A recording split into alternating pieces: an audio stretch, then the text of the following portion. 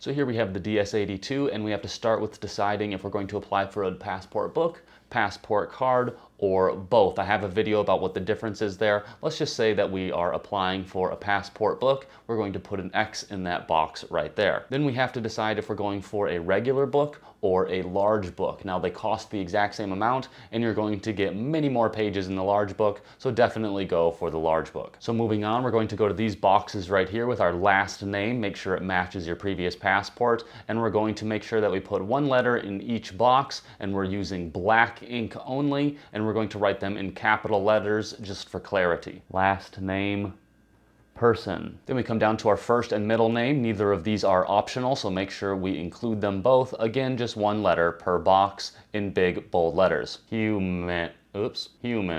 So I just made a mistake right here, and if I make a mistake like this, I'm going to have to completely start over on this passport. They don't want you correcting any mistakes. So let's just move on, assuming I didn't make a mistake, writing this person's name as human. Middle name, true. Then we move down to our date of birth, and this is going to be in month, day, year format. So let's say that they were born in January, that will be 01. And let's say they were born on the 8th, January 8th, 0108, and let's say they were born in 1976. Again, big clear numbers, one per box. Here we're going to mark our gender, and you'll see that there is a new gender marker that would be X. So if you do not identify as male or female, you can mark as X now. And if you're going to be changing your gender marker, make sure that you mark this box as well, indicating that you are making a change from your previous passport. So now we come over to our place of birth. If we were born in the United States, you're just going to include the city and the state. If you were born outside of the United States,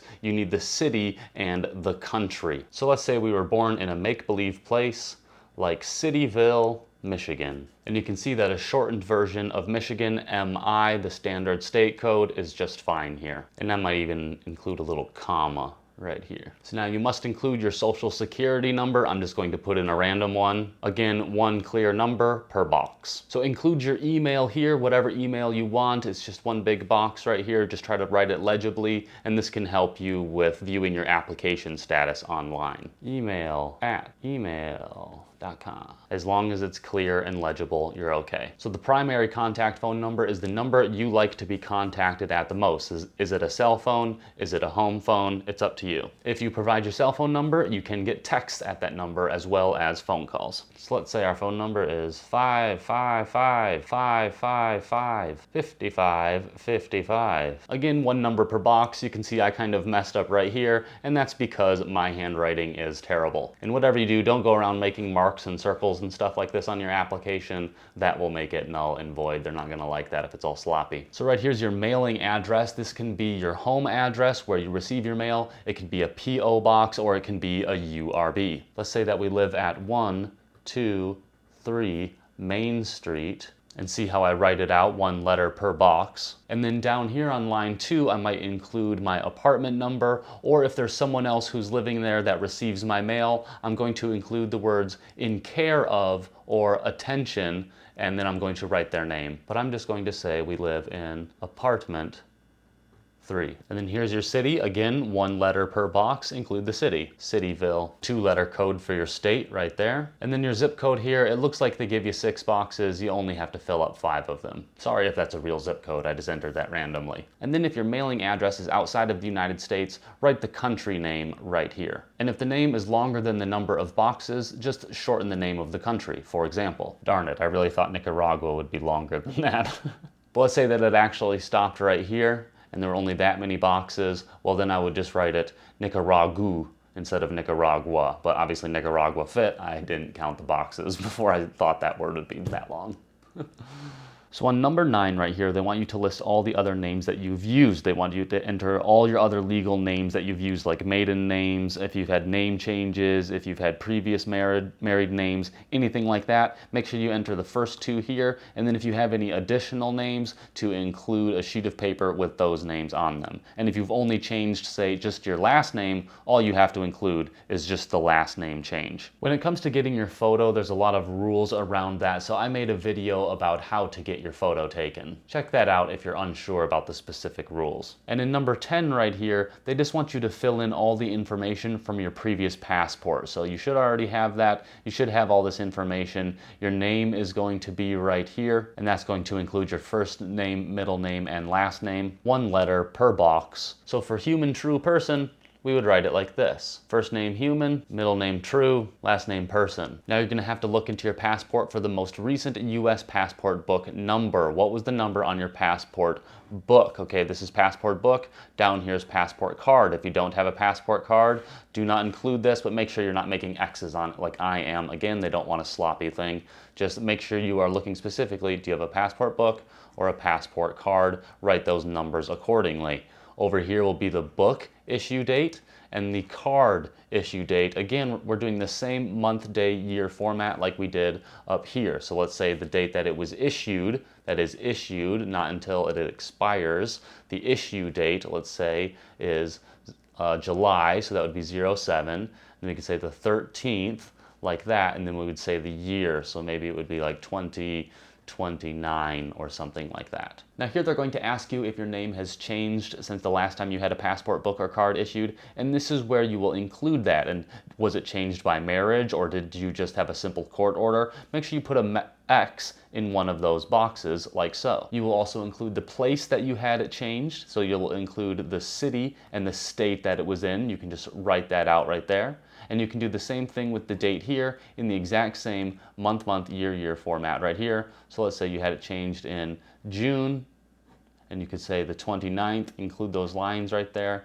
And let's say you had it changed on the 2021. City and state, let's just say Cityville, Michigan. And you can write it like that. And if you did have a name change, you're also going to have to submit a copy of your certified marriage certificate, your divorce decree, or the original court order showing the change of your name. And don't worry, you'll get all of the original documents returned back to you by mail. And if there's no way that you can actually document your name change, then you're going to need to apply with a DS-11 instead of the DS-82. Okay, once we have all that filled out, you're free to sign and date it right here, and then we'll move on to page 2. And signing should be written in cursive, and the date here should be written in the same month, day, year format. Now that we come to page 2, we can be a little less formal with how we're writing, but we still want to be extremely legible, and we want to still be using black ink only. So let's start with our name. Our last name was Person.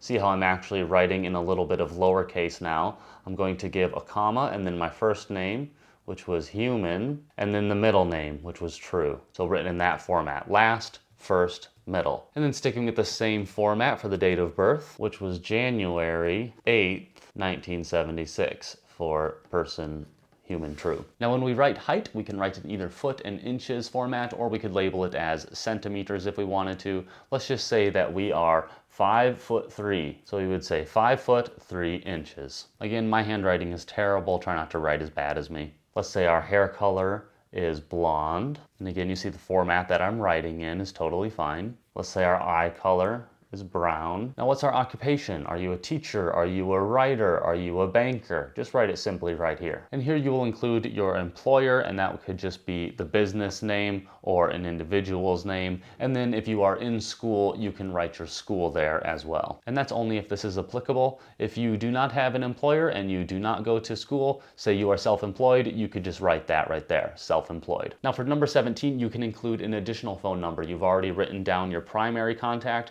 Perhaps you want to include your home number or your work number. Make sure you clearly mark which one that is. Let's say we were including our work number. We'll include it and we'll write it in the same 10-digit format that we would write our phone number on the first page. And you can do the same thing over here. Let's say we wanted to include our home phone number. Again, same format for the phone number. So here for your permanent address, you might not need to list anything. For example, if in your mailing address you live at that same location, no reason to include anything right here. Or there could be a chance that you live at another address from where you get your actual mail. So if you live somewhere different than where you get your mail, then you can include your permanent address right here as well. If you put something like a P.O. box in your mailing address, here again, make sure you include where you actually live. And again, you can be a little bit more informal here and just write it in kind of a looser fashion, but I still like to write out the whole word street. An apartment unit, We said 3. Cityville, comma, and I'm going to write out the entire word Michigan, just for clarity. And see, I made another mistake here. I did not need to include the word Michigan right there. And again, if you make a mistake, make sure you just start over. You're gonna need to get a whole new sheet of paper because they don't want you just making scribbles and stuff on it like this. So city, Cityville, state, 2 letter code, Michigan.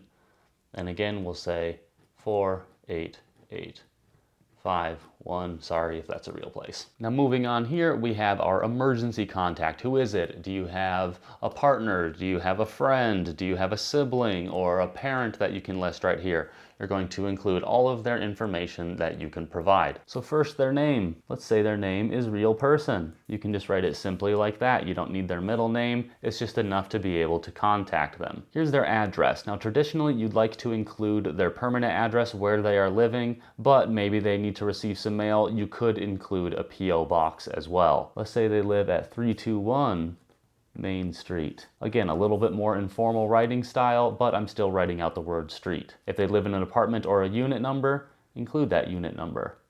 64. And what city do they live in? Town Place. And you should include the state right there. Let's say they live in Massachusetts. And what is the zip code in Massachusetts? I don't know. Let's say 11111. Again, a little bit more informal. And for the phone number, 10-digit number again.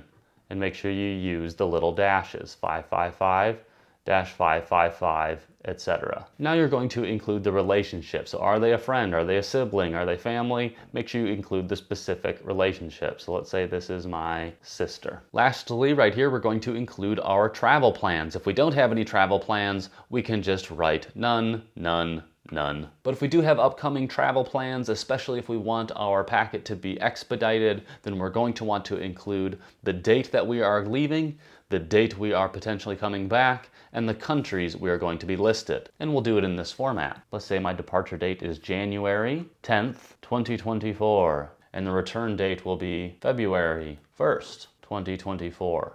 You can write them in those formats right there. And let's say the countries I'm going to are Chile, Sudan, and Norway. I'll just write them like that, separated by commas.